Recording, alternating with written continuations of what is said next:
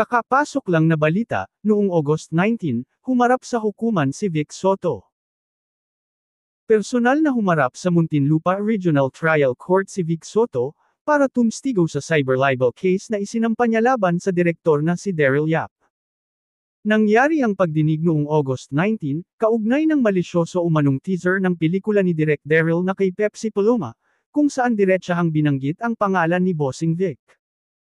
Kasama ng veteran TV host sa naganap na hearing ang kanyang legal counsel na si Enrique de la Cruz Jr., naroon din ang asawa ni Vic na si Pauline Luna para magbigay suporta.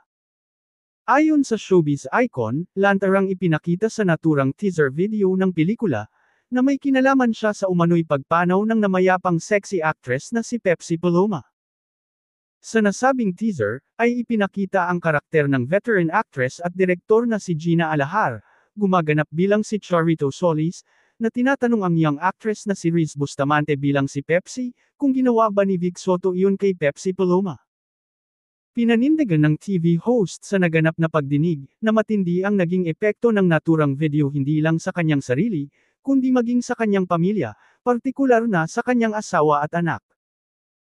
They especially disparaged my name, eroded my reputation, discredited my social standing and diminished my esteem, self-respect and goodwill, which has taken me a lifetime to build and protect, as I was unfairly branded as a, without any factual basis, and as suggested in the teaser video, ang pahayag ni Bossing na bahagi ng isinumite nilang affidavit court.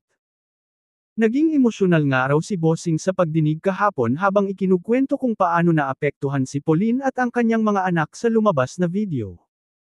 Sa katunayan, hanggang ngayon daw ay may mga nagpo-post pa sa social media ng mga pagbabanta.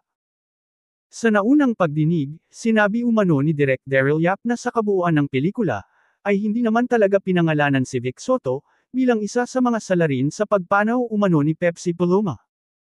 Kinumpirma naman ng abogado na itinakda ang susunod na hearing sa September 9, 2025.